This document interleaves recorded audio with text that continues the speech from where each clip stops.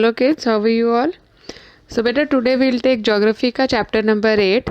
In last chapter we read about permanent settlement, temporary settlements, ठीक है ना, human environment के बारे में.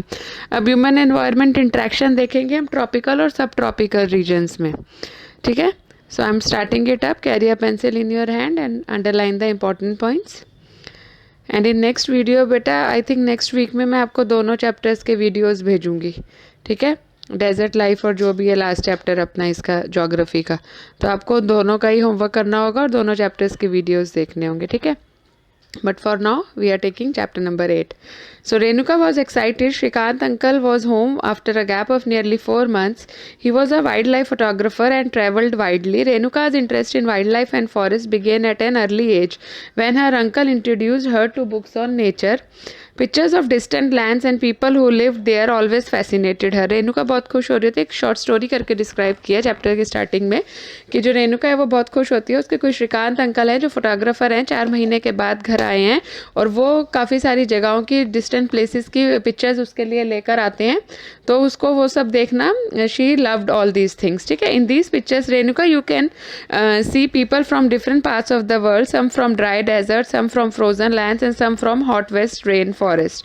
दे look so different from me, observe Renuka. Renuka को वो बोल रहे हैं कि इन पिक्चर्स में तुम देखोगे कि अलग अलग जगह पे, अब जैसे एज यू ऑल नो, आप 6th में भी पढ़कर आए हैं, इन जनरल भी also you everybody have that knowledge कि इट्स लाइक जहाँ पे जैसा रीजन होता है वैसी क्लोथिंग होती है. ठीक है ना, एनवायरनमेंट के हिसाब से. हम पूरे ज्योग्राफी में हम ये चैप्टर्स पढ़ते आए हैं, पीछे भी हमने पढ़े हैं. तो उसके अकॉर्डिंग ही सबके लुक्स में, ड्रेसिंग सेंस में, सब में चेंज होता है. ठीक है ना, हॉट क्लाइमेट, कोल्ड क्लाइमेट, उन सब का. तो वो रेनुका बोल रही है पिक्चर्स को ऑब्जर्व करके कि सब मुझसे बहुत अलग रख रहे हैं. They may look different but they share the same basic need. अच्छा, बेसिक नीड खाना, कपड़ा और रहना तो सबकी होती है ना. कोई माउंटेन पे रह रहा हो, चाहे प्लेन्स में रह रहे हो, चाहे प्लेटूज में रह रहे हो. ठीक है, बेसिक नीड्स तो फूड, क्लोथिंग एंड शेल्टर होती है. उसके अंकल बोलते हैं their children do the same thing as you probably do. और बच्चे भी सारे खेलते हैं, झगड़ते हैं, गाने गाते हैं, मेकअप करते हैं, डांस करते हैं. ठीक है, झगड़ते हैं, फिर फ्रेंडशिप करते हैं. एंड द फैमिलीज, और एक दूसरे की मदद करते हैं, that need to be done. So they live closer to nature and very early in their lifes have learn to care for nature. They learn how to catch fish. अब जिनका जैसे ऑक्यूपेशन होता है वो वैसा काम सीख जाते हैं. To collect material from the forest. अगर फॉरेस्ट एग्रीकल्चर ज़्यादा है तो उन सब के बारे में देखते हैं. ठीक है, तो कह रहे हैं कि इन तीनों चैप्टर्स में जो हम क्या पढ़ेंगे, डिफरेंट नेचुरल रीजन्स के बारे में पढ़ेंगे. ठीक है, अच्छा, डू यू नो का बॉक्स देखेंगे, ब्लू वाला. When Spanish explorers discovered the Amazon river they were attacked by a group of local tribes wearing head gears and grass skirts. ठीक है, जब स्पेनिश एक्सप्लोरर्स जो थे उन्होंने अमेजॉन रिवर को डिस्कवर किया था. ठीक है, तो वो किस पे, उन पे अटैक किसने किया था? लोकल ट्राइब्स से, जिन्होंने हेड गियर्स यानी हेलमेट्स पहने हुए थे और घास की स्कर्ट्स, ये उनकी ड्रेसिंग थी. These people reminded them of the fierce tribe of women warrior known in ancient Roman empire as the Amazon, hence the name Amazon. तो उन्होंने उस रिवर को नाम अमेजॉन इसलिए दिया था. इंपॉर्टेंट है, याद भी रखेंगे और अंडरलाइन भी करेंगे कि उनको ऐसा लगा था कि जो रोमन एम्पायर की औरतों की ये ड्रेसिंग होती थी, तो उस ड्रेसिंग को उन्होंने उससे कंपेयर करके माइंड में ला के अपना, तो उसका नाम अमेजॉन रिवर दे दिया था. ठीक है, life in the Amazon basin में लाइफ कैसी है. Before learning about Amazon basin, तो हम मैप को देखेंगे. मैप में देखो, ये जो है 0 डिग्री पे इक्वेटर होता है हमारा, और इसमें क्या बताया हुआ है, 10 डिग्री नॉर्थ ऊपर की तरफ. ठीक है, एंड 10 डिग्री साउथ नीचे की तरफ. ये जो लाइन है 0 डिग्री अमेजॉन होता है. ठीक है ना, इक्वेटर होता है, सॉरी, 0 डिग्री पे. यहाँ पे हमारा अमेजॉन बेसिन है, ये एरिया है सारा, ये दिखाया गया है. ठीक है, यहाँ पे जो रिवर फ्लो करती है, ठीक है, Amazon river.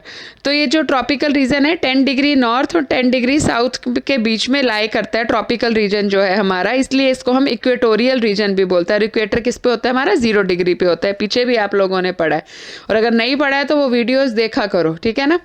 The river Amazon flows through this region, और इसी रीजन से अमेजॉन रिवर जाती है, तो इसको हम अमेजॉन बेसिन बोलते हैं. बेसिन क्या होता है, बेसिन ये होता है कि जहाँ पे कई सारी रिवर्स आके मिलती हैं. ठीक है, उनको बेसिन बोलते हैं. तो अमेजॉन बेसिन है, बहुत बड़ा है, जिसमें काफ़ी सारी रिवर्स आकर मिलती हैं. The river Amazon flows through this region. How it flows from the mountain to the west and reaches the Atlantic ocean to the east. The place where जो मैंने अभी आपको बताया, the place where a river flows into another body of water is called the river mouth. Numerous tributaries join the Amazon River to form the Amazon basin. The river basin drains portion of Brazil, parts of Peru, Bolivia, Ecuador, Colombia and small part of Venezuela. Tributaries क्या होती हैं? जब कोई भी छोटी छोटी नदियाँ बड़ी नदी में जाके मिल जाती हैं, ठीक है, और वो आगे देखो येलो बॉक्स में भी दे रखा है, these are small rivers that join the main river. पीछे चैप्टर्स में भी हमने ट्रिब्यूटरीज पढ़ा है. The main river along with all its tributaries एक एरिया में जाती हैं जहाँ पे वो एक बेसिन बनाती हैं. उस बेसिन को, और जो अमेज़ॉन बेसिन है वो सबसे बड़ा वर्ल्ड का बेसिन है जहाँ पे इतनी सारी नदी है. जितने ऊपर पार्ट्स लिखे हुए ना उनको अंडरलाइन कर लेना. ब्राज़ील, पेरू, बोलीविया, इन सब में ये सारा ये पूरा पैराग्राफ ही इंपॉर्टेंट है, ठीक है. तो ये इसमें से आते हैं. और देखो एक क्वेश्चन है, name the countries of the basin through which the equator passes. ये गूगल पे सर्च करके रखोगे, कल मैं पूछूंगी इसके नाम, ठीक है. अब यहाँ पे देखो क्लाइमेट कैसा होता है. As you know the Amazon basin stretches directly on the equator and is characterized by hot and wet climate throughout the year. तो कैसा क्लाइमेट रहता है? हॉट एंड वेट क्लाइमेट रहता है. जो डे और नाइट होते हैं इक्वली हॉट और ह्यूमिड होते हैं. द स्किन फील स्टिकी, चिपचिपा रहता है.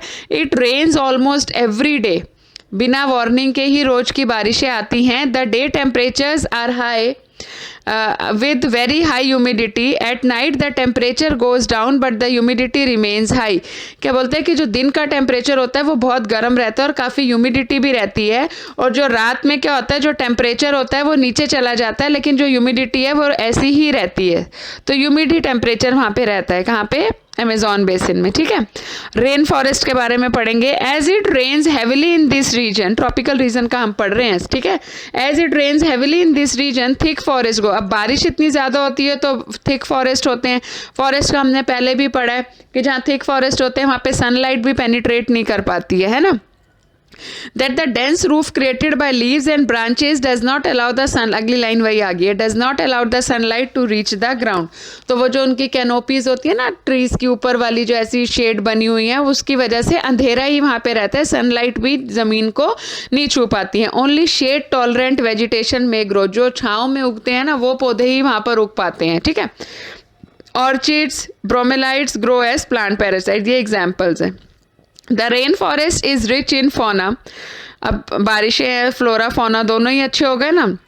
तो कौन कौन सी बर्ड्स होती हैं? Toucans, humming birds, bird of paradise with their brilliantly colored plumage, oversized bill for eating make them different from birds we commonly see in India. तो these are the examples कि जो वहाँ की fauna breed है, ठीक है. These birds also make loud sounds in the forest. तो वो जंगलों में काफ़ी शोर भी करती है. इनके different voices भी हमें उन जंगलों में मिलती हैं. Animals like monkey, sloth and ant eating tapirs are found. ये tapir देखो पिग जैसा एक एनिमल होता है ना, पिक्चर में जो दिखा रखे है टुकैन बर्ड दिखा रखी है. बाकी आप गूगल पे भी सारी बर्ड्स को देख सकते हो, ठीक है.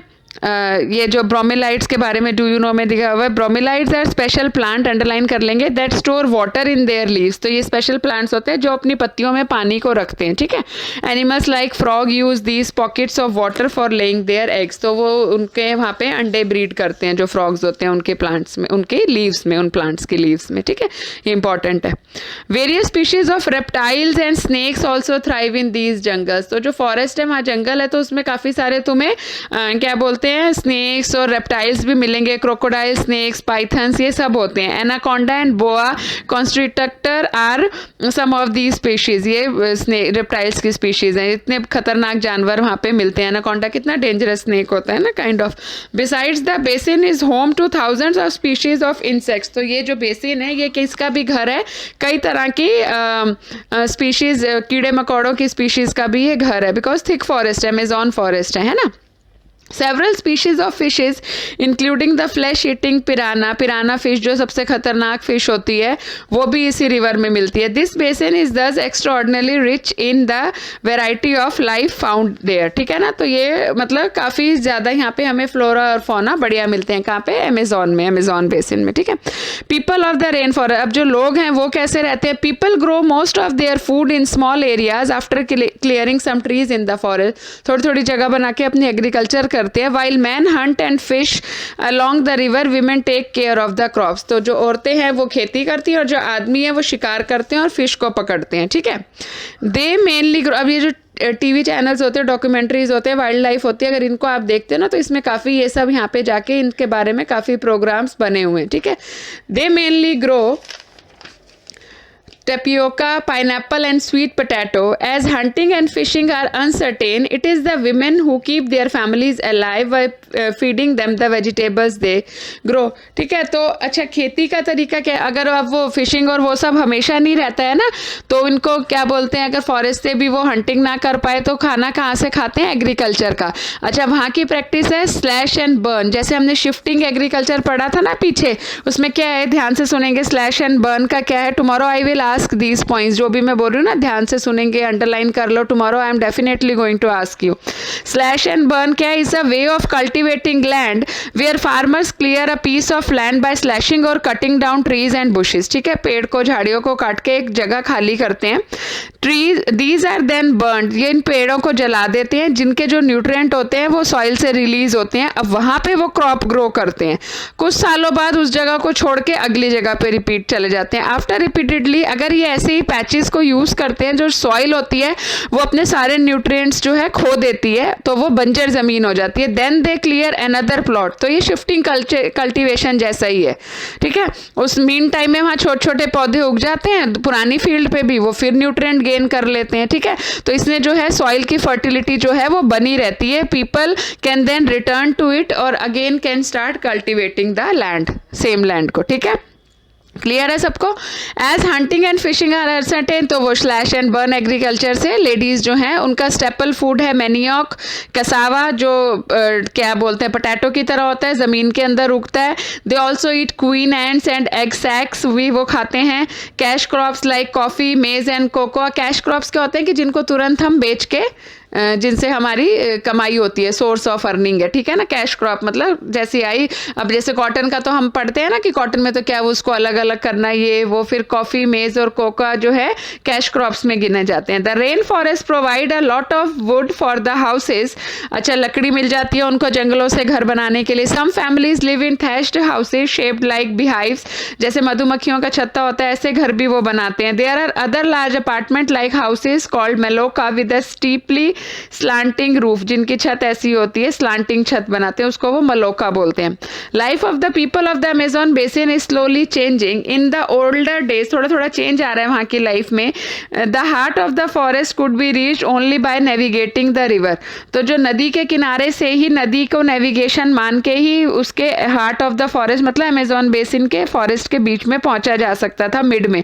इन 70s the trans Amazon highway, underline करेंगे कब हुआ था ये, इन 1970 में ट्रांस अमेजोन हाईवे बनाया गया था, तो रेन फॉरेस्ट में पहुंचना एसेसिबल यानी बहुत आसान हो गया, ठीक है। Aircrafts and helicopters are also used for reaching various places. The indigenous population was pushed out from the area and forced to settled in new areas where they continue to practice their distinctive ways of farming. The development activities are leading to the gradual destruction. अब ये देखो, अगर ऐसी housing बन रहे हैं, इतनी developments हो रही है, तो वो बायोलॉजिकली तो रेन फॉरेस्ट को डाइवर्स इफेक्ट करती है ना। तो उससे क्या होता है कि जो large area of rain forest है वो डिसअपियर हो जा रहा है, ठीक है। देखो आप इस पिक्चर में देखो, you can see that this destruction of forest has much wider implication. The top soil is washed away, बारिश होती रहती है, and then the lush forest turn into barren landscape. देखो ग्रेजुअल डिस्ट्रक्शन ऑफ फॉरेस्ट, देखो कैसे कैसे development के साथ उसका फॉरेस्ट का डिस्ट्रक्शन हो रहा है। तीनों पिक्चर में देखो कितना ग्रीन था, फिर कम, फिर उससे भी कम, ठीक है। तो ये अमेजोन बेसिन का नजारा है। Life in the Ganga Brahmaputra basin, अब यहाँ पे कैसी लाइफ होती है? The tributaries of river Ganga and Brahmaputra together Ganga Brahmaputra basin बनाती हैं, ठीक है। इनकी सारी नदियां मिलके, कहाँ की? गंगा और ब्रह्मपुत्र की जितनी भी हैं, ठीक है। The basin lies in the subtropical region 10 degree north to 30 degree north latitude पे लाई करता है, सब ट्रॉपिकल रीजन पे Ganga Brahmaputra basin. The tributaries of the river Ganga like Ghaghara, the Son, the Chambal, the Gandak, the Kosi, the tributaries of Brahmaputra drain it. Look at the atlas and find name of some tributaries of the river Brahmaputra. इसका भी देखो दिखा रखे है ना map में, latitude में 10 degree north to 30 degree ये क्या बोलते हैं नॉर्थ लैटिट्यूड तक, ठीक है ना। इक्वेटर से ही जा रहा है। The plains of the Ganga and the Brahmaputra, the mountains and the foot hills of the Himalayas and the Sundarban deltas are the main features of the basin. ये चारों नाम जो हैं यहाँ के मेन फीचर्स हैं, ठीक है। ऑक्सबो लेक्स कौन सी होती हैं? जो कि वो एक नदी जारी होती है और उसमें से ही एक टुकड़ा कट के अलग बह जाता है, एक नदी में से ही एक अलग टुकड़ा हो जाता है, वो ऑक्सबो लेक होता है ना, पहले हमने पढ़ा हुआ है, फर्स्ट सेमेस्टर में आया था। Oxbow lakes dot the plain area, the area is dominated by monsoon climate, the monsoon bring rain, बारिश होती है जून से मिड सितंबर तक, the summers are hot and winters cool, ठीक है। The basin area has varied topography. The environment plays a dominant role in the distribution of the population. मतलब जो क्या बोलते हैं, जो environment है, सर्दी गर्मी, उसकी वजह से population का distribution किया गया है। Mountain area में क्या बोलते हैं, हमें less population मिलती है, therefore less number of people जो हैं वो गंगा ब्रह्मपुत्र बेसिन में रहते हैं, क्योंकि ये हम पहले भी पढ़ते आ रहे हैं, माउंटेन एरिया में रहना इतना अच्छा नहीं है, इतना पॉसिबल नहीं है, क्योंकि सब चीज़ें तुम्हें बहुत आसानी से नहीं मिलती हैं, तो इसलिए वहाँ पे कम लोग, सबसे ज़्यादा लोग रहते हैं प्लेन एरिया में। Plain area provide the most suitable land, ठीक है ना, ह्यूमन हैबिटेशन के लिए। ये काफ़ी चैप्टर्स में पढ़ चुके हो, तुम लोगों को पता होना चाहिए। द सॉइल इज़ फर्टाइल, तो एग्रीकल्चर भी बहुत अच्छा होता है, ठीक है। द डेंसिटी ऑफ पॉपुलेशन जो है प्लेन्स पे सबसे ज़्यादा हाई होती है। अंडरलाइन कर रहे हैं ना ये सारे main points. The main crop क्या है? पैडी है, क्योंकि पानी भी चाहिए होता है, बारिश भी होती है, तो पैडी जो है वो अच्छे से ग्रो करता है। वीट, मेज, सोरगम, ग्राम, मिलेट्स, ये अदर क्रॉप्स हैं। कैश क्रॉप होती है शुगर केन और जूट। बनाना प्लांटेशन भी हमें देखने को मिलता है। वेस्ट बंगाल और असम में चाय की बहुत खेती मिलती है। सब अंडरलाइन करते रहना है बेटा, ठीक है। Silk is produce through the cultivation of silk worm. Bihar और असम में सिल्क बनता है। माउंटेन और हिल्स में ये सब जेंटल है, जहाँ पे टेरेस फार्मिंग की जाती है, ठीक है ना, टेरेस फार्मिंग। पिक्चर्स देख लेंगे, पैडी कल्टीवेशन कैसे है, टी गार्डन कैसे 8.9 और 8.10 में। The vegetation cover of the area varies according to the type of land form. In Ganga and Brahmaputra plain tropical deciduous trees grows. वहाँ पे ट्रॉपिकल डेसिडुअस फॉरेस्ट होते हैं, वहाँ पे थिक रेन फॉरेस्ट थे ना। अब यहाँ पे कौन कौन से ट्रीज मिलते हैं? टीक, साल और पीपल के। थिक बैम्बू ग्रूव्स भी होते हैं ब्रह्मपुत्र प्लेन पे। जो delta area is covered with mangrove forest होते हैं ना, मैंग्रोव फॉरेस्ट होते हैं जो अपने हिसाब से बारिश के हिसाब से उसमें आ जाते हैं पत्ते और बाकी टाइम पे झड़ जाते हैं, उनको मैंग्रोव फॉरेस्ट बोलते हैं। In parts of Uttarakhand, Sikkim and Arunachal Pradesh coniferous trees like pine, deodar and fir, ये सारे एग्जाम्पल हैं। There is a variety of wild life. अब बेसिन है तो देखो फ्लोरा है तो फौना भी है अपना, है ना, एनिमल्स भी हैं, elephant, tiger, deer, monkey underline कर लेंगे। सबसे इंपॉर्टेंट है वन हॉर्न राइनोसेरस दिखने को मिलता है ब्रह्मपुत्र प्लेन पे, ठीक है। बंगाल टाइगर, क्रोकोडाइल, एलिगेटर, ये सब मिलते हैं। एक्वेटिक लाइफ में fish, river water, the lake and the bay of Bengal sea. The most popular variety of fish कौन सी है? रोहू, कैटला एंड हिल्सा। फिश और राइस जो है वहाँ का स्टेपल फूड है, ठीक है। इस लेक के बारे में पढ़ेंगे, मैं कल पूछूंगी लेक क्या है, ये केस स्टडी एक जो दे रखी है। डू यू नो का देखेंगे। Terraces are build on steep slopes to create flat surfaces on which crops are grown. देखो सीढ़ी नुमा खेती जिसको हम बोलते हैं, पिक्चर में साफ क्लियर है, ठीक है। तो slope is remove so that water does not run of rapidly. ऐसे बनाए जाते हैं स्लोप्स ताकि पानी ना गिरे, तो हम खेती कर सके। पानी चाहिए, पहाड़ों पे बार बार पानी चढ़ाना आसान नहीं है, तो ये पानी स्टोर करता है, ठीक है। और ये देखो in fresh water, do you know में देखेंगे, in the fresh water of river Ganga and river Brahmaputra a variety of dolphin locally called susu, also called blind dolphin, is found. The presence of susu is an indication of the health of the river. The untreated industrial and urban waste with high amount of chemical are killing this species. जो dolphin है उसको local भाषा में blind dolphin को सुसु भी बोलते हैं, ठीक है। ये कहाँ मिलती है? River Ganga and river Brahmaputra में, ठीक है। तो इससे हमें क्या पता चलता है कि ये वही उस पानी में होती है जो पानी साफ होता है, ठीक है। जो पानी अर्बन वेस्ट, फैक्ट्रियों के गंद से इधर उधर होता है, वहां पे आपको कभी भी ये डॉल्फिन फिश जो है देखने को नहीं मिलेगी। ये इंपॉर्टेंट है, इसको ध्यान रखेंगे, ठीक है। और ये देखो, to accelerate the efforts to achieve universal sanitation coverage and to put force on sanitation, the prime minister of India launch Swachh Bharat mission. 2 अक्टूबर 2014 को रेगुलेट किया गया था स्वच्छ भारत मिशन, ठीक है, सब याद रखेंगे ये। और ये जो केस स्टडी है वो तो आप करके मुझे बताओगे लेक वाली, ठीक है। The Ganga Brahmaputra plain has several big towns and cities. The cities of Allahabad, Kanpur, Varanasi, Lucknow, Patna and Kolkata, all with the population of more than 10 lakhs are located along the river Ganga. The waste water from these towns and industries, जो कि है वो reverse में आ जाता है, सब discharge करती हैं फैक्ट्रीज, गंदा पानी, पॉल्यूशन सारा रिवर्स में जाता है। This led to the pollution of the river, इससे वो रिवर्स जो हैं गंदी हो जाती हैं। All the 4 ways of transport are well developed, इस बेसिन में सारे वेज ऑफ ट्रांसपोर्ट है। वाटर वेज जो हमने लास्ट चैप्टर में पढ़ा था, रोड वेज, रेलवेज और एयरवेज। और अमेजॉन बेसिन में आपने देखा था ना कि पहले नेविगेशन के थ्रू ही सिर्फ पहुंचा जाता था, ये अब जाके वहां पे ऐसा हुआ है कि हम easily we can reach there through ये हेलीकॉप्टर और प्लेन्स, ठीक है। So the waterway is an effective means of transport, क्योंकि ये सस्ता पड़ता है। Kolkata is an important, underline करेंगे, कलकत्ता जो है रिवर हुगली पे बना हुआ इंपॉर्टेंट पोर्ट है यहाँ का, गंगा ब्रह्मपुत्र बेसिन का। The plain area also has a large number of airports, जो प्लेन एरिया है जैसे जहाँ हम रह रहे हैं वहाँ तो सारी जगह इतने सारे एयरपोर्ट्स हैं, ठीक है। Tourism is another important activity of the basin, tourism तो करना ही होता है क्योंकि उससे हमारी इकोनॉमी रेज होती है, ठीक है। Taj Mahal on the banks of river Yamuna in Agra, Allahabad on the Confluence of the river, जहाँ पे गंगा और यमुना का मिलन होता है ना, वहाँ पे इलाहाबाद पे है, ये इलाहाबाद है। बुद्धिस्ट स्तूपास जो है वो उत्तर प्रदेश और बिहार, ये टूरिज्म के उससे आपको बताया गया। लखनऊ, इमामबाड़ा, असम जो में Kaziranga and Manas wild life sanctuary है वहाँ पे। अरुणाचल प्रदेश में ट्राइबल कल्चर है, ये सब हमें वहाँ पे देखने को मिलता है। वर्थ अ विजिट की अगर तुम वहाँ पे जाके देखोगे तो दीज आर इंपॉर्टेंट पार्ट्स। तो जो जिस रीजन में हम रह रहे हैं, गंगा ब्रह्मपुत्र हमारे जो इंडिया में प्लेन है, इसमें हमें ये बेसिन में ये सारी इसके आसपास की एक्टिविटीज हैं, टूरिज्म है, जो कि हमें जरूर देखना चाहिए, ठीक है। That is it in the chapter. जो होमवर्क दिया है वो कल मैं पूछूंगी, बाकी एमसीक्यू वगैरह इसमें पूछूंगी। If you have any doubt then you can ask me in tomorrow's live session. Okay, have a nice day.